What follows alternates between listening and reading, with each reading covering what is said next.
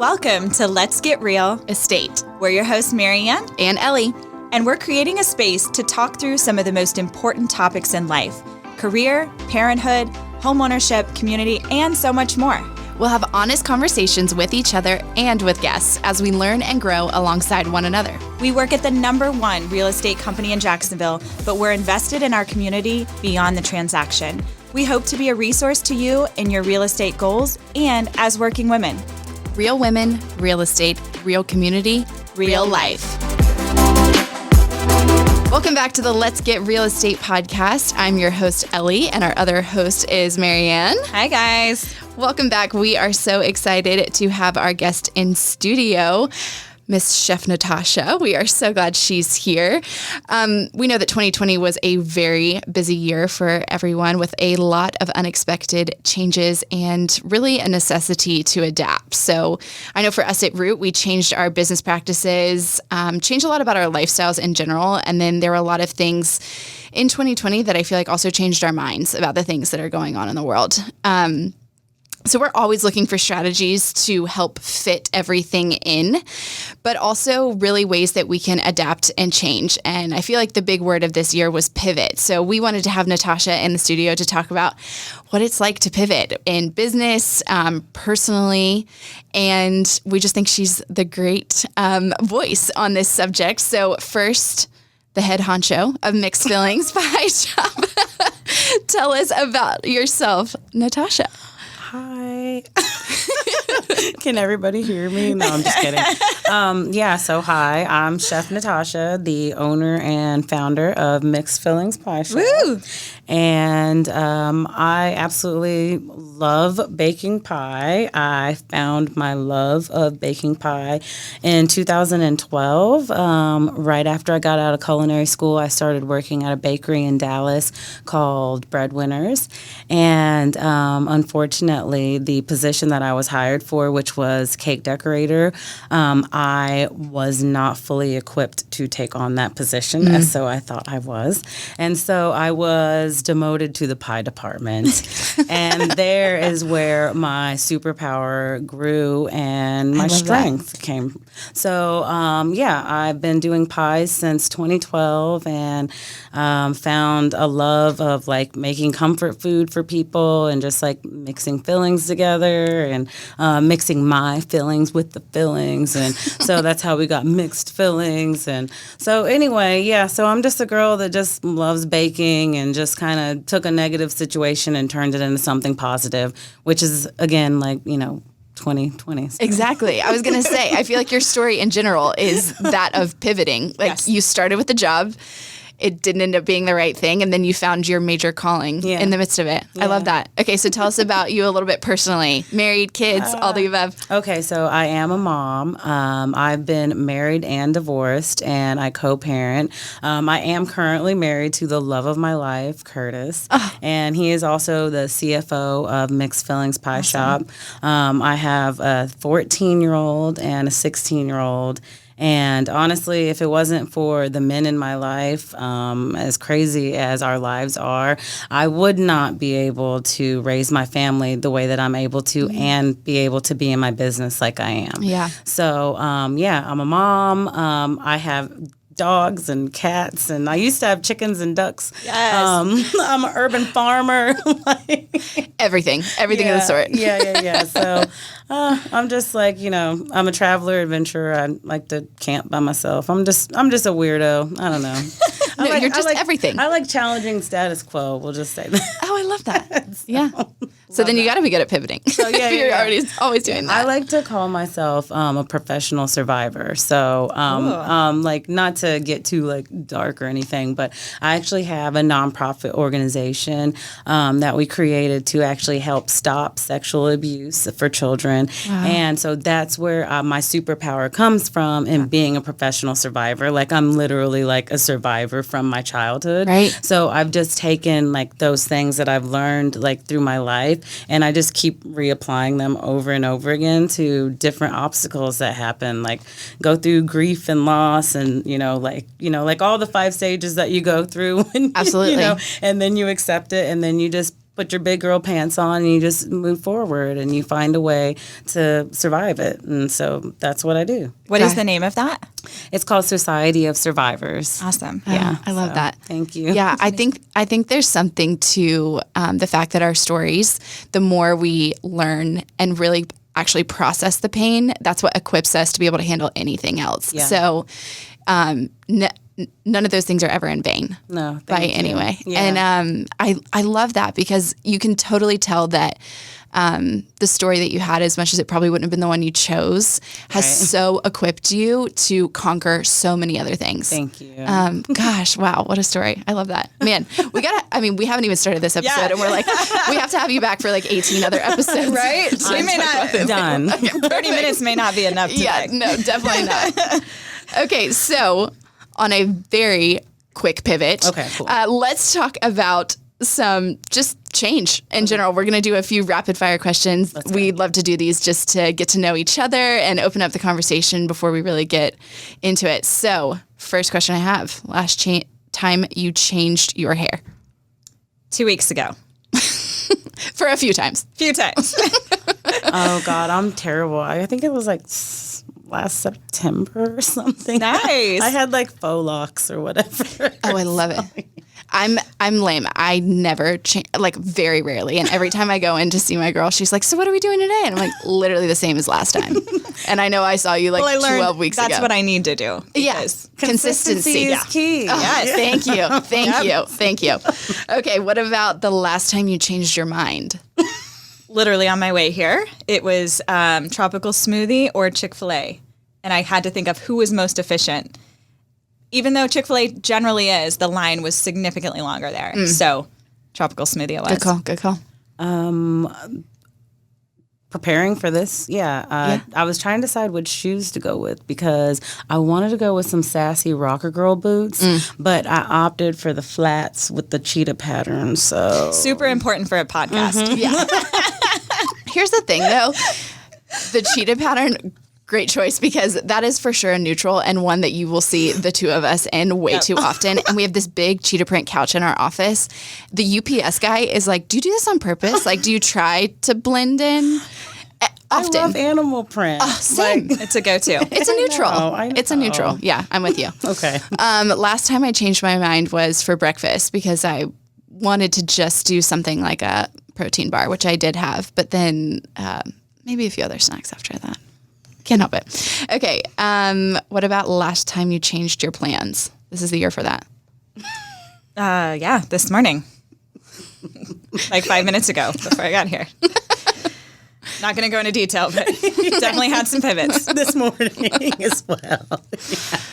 Yeah. I feel like major plan for me, it was probably last week. Like I feel like coming up on holidays, there's so many shifts that are happening, especially in this year, that you just have to change with. But yeah, so I guess probably last week, but I'm sure plans changed even for me yesterday. Yeah.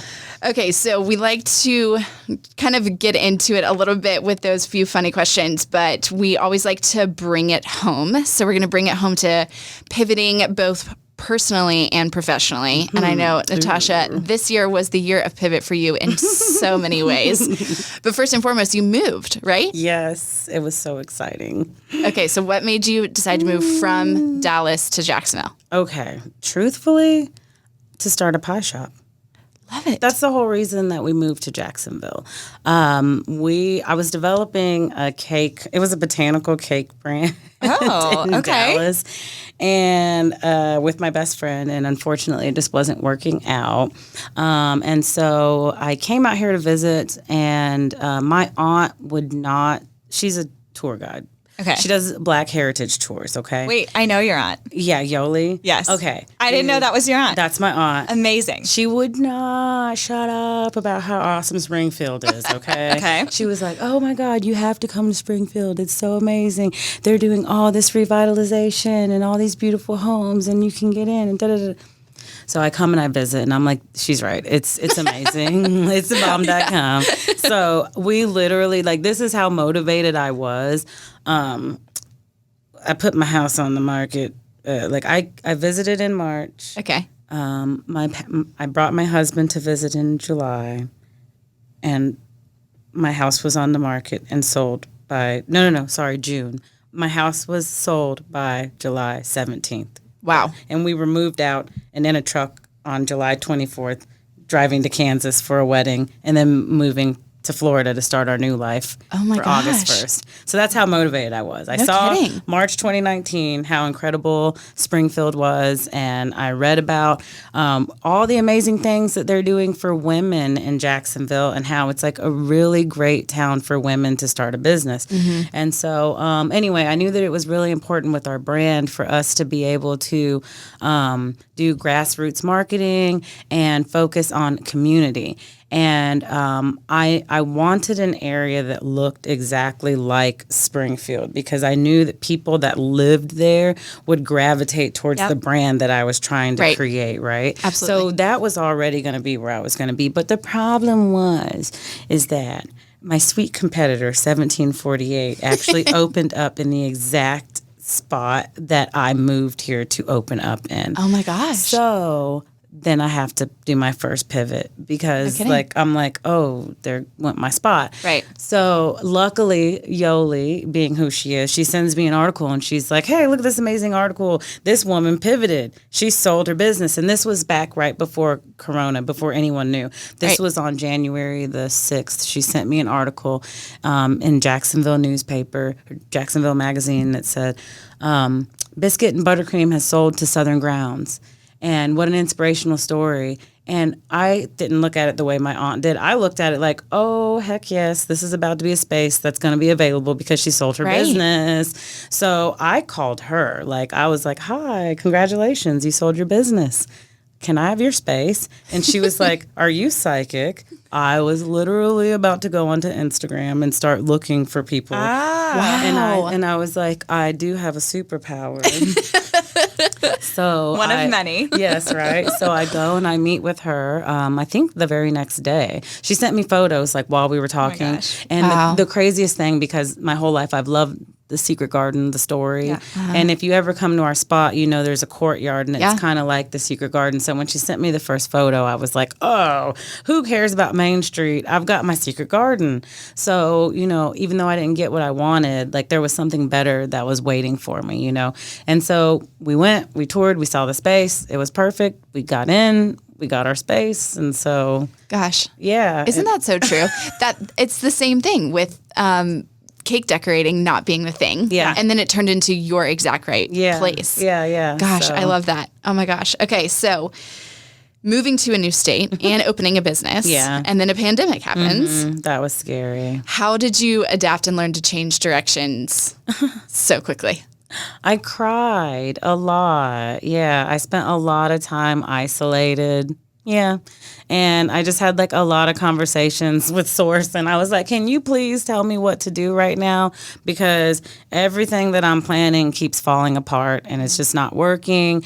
And Source was just like, girl, you'll be okay. Just stop crying about it for a minute and just go talk to people. And so that's what I did. I really just like started like calling friends and family, and I was like, tell me some funny things, like tell me some funny names. And so people just started like, I would ask him like, you know, like, what was it? Jeepers Creepers. That's how I started. I started trying to like focus on names of the pies and stuff. And so that's what kind of got me out of the depression and reminded me that I came here to start something. Because when I initially came here, like we started going through our savings like crazy. Like I had a plan. My plan was sell your home, use the money from that home to invest in a business, and then use that money to invest in buying another home. But things don't work out that way. Right. So I started Ubering, okay? I'm like, I need money, but I need a flexible schedule, and I need to develop recipes, and I need to pay rent. So I started Ubering. And through me Ubering, I met the old owner of Biscotti's. Oh, wow. Yeah. And she was like, she was, you know, and I just said, oh, I'm going to open this pie shop. And nobody ever believed me, all these people. And a lot of the people that I said, I'm opening a pie shop, they started following my page, right? And now they've actually come back to the pie shop and they're like, we remember when you were Ubering. That's amazing. So, yeah, so I just constantly, like every time something bad would happen, I would just, okay, I got to get to the money. That's all I care about is how do I get to the money? Because I got a 14-year-old and a 16-year-old and cats and dogs. dogs. All of the above. And a needy, good-looking husband. So, so I just, you just keep on, you just get isolated and just get with yourself and go back to, okay, like, what are the things I'm really good at? I'm really good at, like, baking, and I'm good at talking to people. So I'm just going to drive around and talk to people and get good tips so that I can pay my bills, and then I'm going to go and bake when I have time to bake. Right. That's what I did. So what percentage of pie names did you come up with during quarantine? The funny thing is, none of them. Really? Everything we threw out. We threw the whole thing out because Can you tell us a few?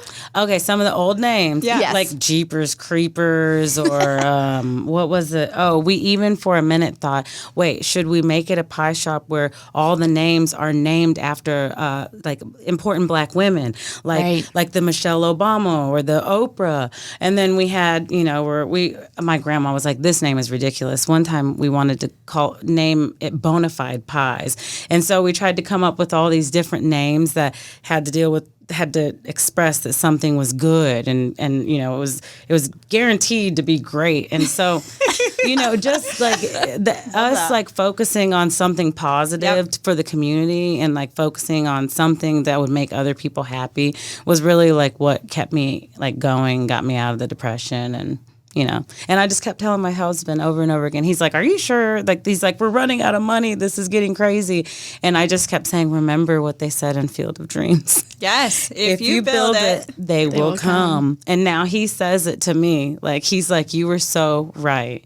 So I love that. I mean, because it's all about the community. That's everything we did everything is all geared towards the community. Yeah. I think that's a good word too, like trust the process, because none of that is what you imagined would be part of the process. Right. And even if you did throw things out, you had to get through some of those ideas to get to what you are now. Yeah. You just have to be alone and just be like, just listen. So what were the practical ways in which you had to pivot once your business is open? My husband had to quit his job. Yeah, that because I did not expect to be successful right off the bat. Like, I thought, like, again, I had a plan, and the plan was like, okay, girl, you're going to be slanging pies. You can get like 20 pies a week and by yourself, and you'll be real good, and your husband won't stress you about money. And then when it got to where I was doing like 20 pies a day, and I was like, oh my God, I have to sleep up here. Like, I need you to quit your job. And he like had to like trust me to quit the job. So that like he had to quit his job to come up there. Yeah. So just trusting to do that. And I feel like that so speaks to that community piece you were talking about, because I feel like even before you were officially opened, there were so many people that had the buzz about the fact that you were coming, and what was all like to come for Mixed Fillings. Like, I feel like even people on our team talked about you as a person first, and that they had such a confidence and vision that the product you were going to make had to be that great. It was bound to be. There was no other option. Yeah. Well, I felt like I had like the weight of the world on my shoulders, because I had gone through all of our money. Like, we sold our house and we made a very nice profit. And then I went through it all, with this dream. And it's like, you have to make this happen. But to get back to your question, that was not really a practical way. That was very impractical for him to quit his job. But the most practical thing that we had done was offering people the ability to have curbside pickup. Yes.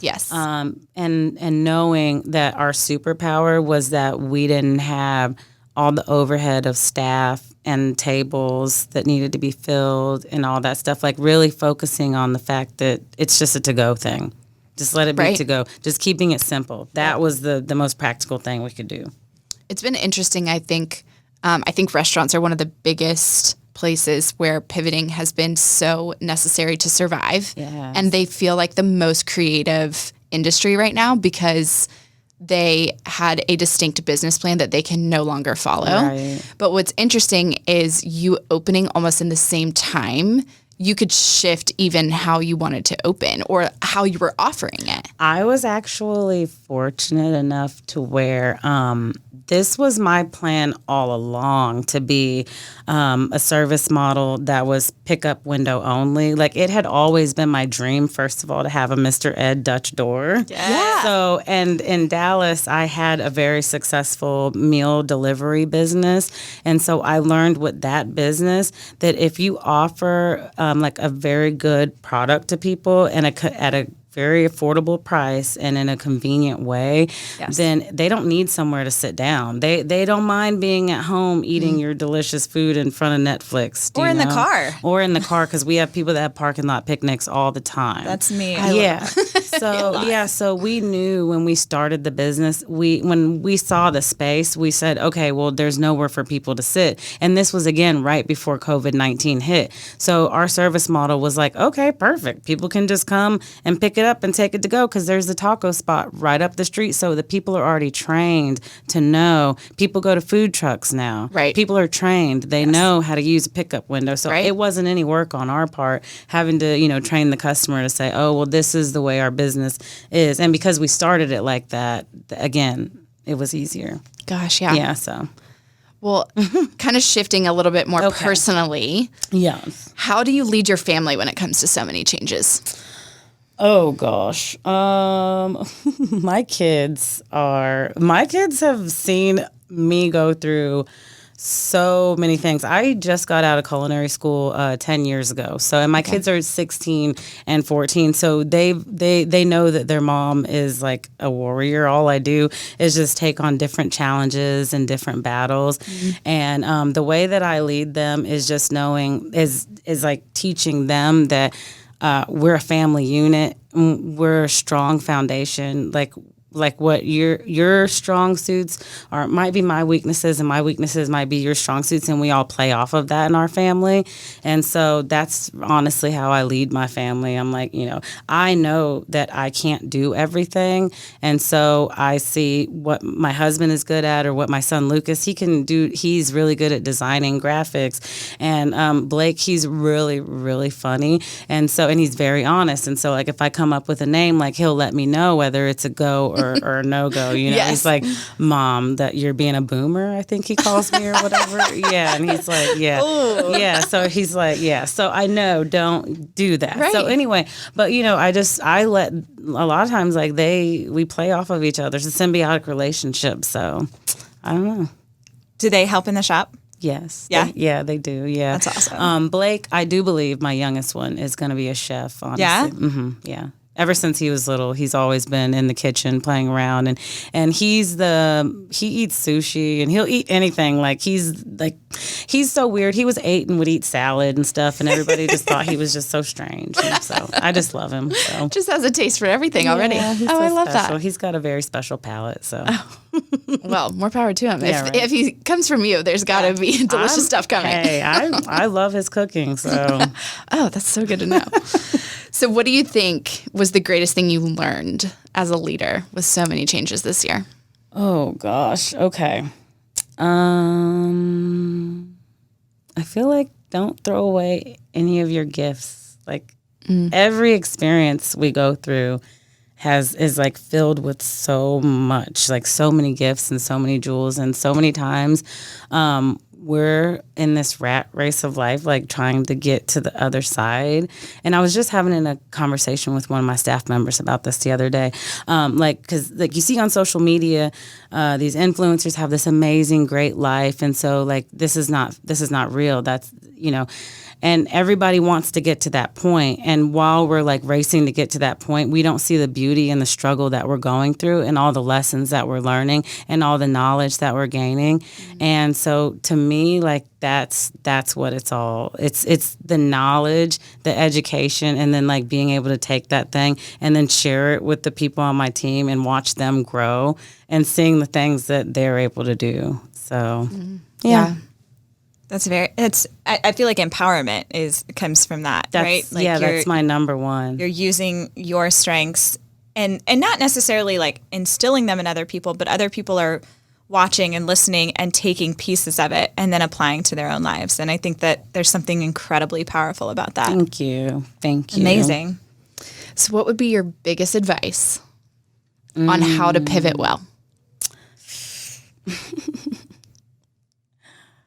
Oh my gosh. Wow. That's a very good question. The first thing that came to mind, like it doesn't even make any sense, but like the first thing that came to mind was just focus on like healing just healing yourself. If you can heal yourself, whatever struggles you have in life that are stopping you from thinking you can do more, you need to heal yourself from those things, and then that answers the question. That's what I was feeling like. I don't know. Yeah, I agree with that completely. I don't know. Well, we need to tell people to, number one, come visit your shop. Please, I need period. money. Yes. So if you're local to Jacksonville, Mixed Fillings Pie Shop, walk up to the window. She always has it decorated beautifully and has such fun staff members and stuff that greet you. So tell them where it is. 2251 Oak Street. We're in the rear of the building. Just ring the bell and somebody will pop up. Yeah, you'll love it. And then definitely make sure to follow them on Instagram at Mixed Fillings Pie Shop. Yep, that's awesome. And their content is amazing. It's about to get better. Oh, yeah. I believe that 100%. You get to see all the seasonal pies that they're releasing. You're going to want to check that out. And then say the name one more time of your nonprofit so people can also check that out. Society of Survivors. I love that. Thank you. Okay. So we will make sure to pass all of that along. $1 million question before we get to the root of it all. Oh, yes. What is your favorite pie? Oh, so true. Okay, well, it changes. Right now. Today, it's the Yippee Pie. It's the toasted pecan with the brown butter. It's amazing. I haven't had it yet. It's so good. Yeah? Yeah, Okay. and like all kinds of people. We've converted so many people who don't like pecan pie, and they keep coming back, and they're like, oh my God, this thing it's insane how good it is. Yeah. to know. Yeah. I love that. My favorite pie today. And that's what I need to get on a rotation where I can have a favorite pie of the exact day. For the summer, it went back and forth between the head honcho and the blue dahlia, because there is something about that blueberry with the chamomile that just The head does honcho, something though. to me. Oh, my God. I know. I took it off for a little while. I'm taking it off. It's off. The head honcho. Oh, it's off right now? Just for a little while. Okay. Just for a little while. I know everyone on the other side of this is just like drooling, thinking about all these different pies. No, good. that just means people have to run to your shop. Yes. Please, we do walk-up slices now. Yeah, exactly. Oh, yeah. That's the plan for me actually this week. I can't wait to see you. Yes. So to get to the root of it all, the top 3 things that we think you can really learn from this episode. Number 1, really leverage others. There are people that amidst a lot of changes, you can trust their strengths and know that they are going to hold you up. Number 2, that there's always learning in the process and there can be beauty from the ashes. Just when you think that something is not going right or well, it could actually be heading you in the better direction. And then number 3, get alone and do not throw away your gifts. Remember what it is you're good at and kind of define those for yourself to move forward. Yeah. Yeah. Exactly. Oh, Natasha, thank you Thank so you. much for everything. You're amazing. And this bag of pie that we get to take Oh, home yes, enjoy, because I don't think you enjoy. got to see that I yet. didn't see that. Oh, yeah. Oh, yeah. A bag. There's a You're bag. so It's amazing. Amazing. And there's some free slice stickers or cards. Love it. because she's the best. Enjoy.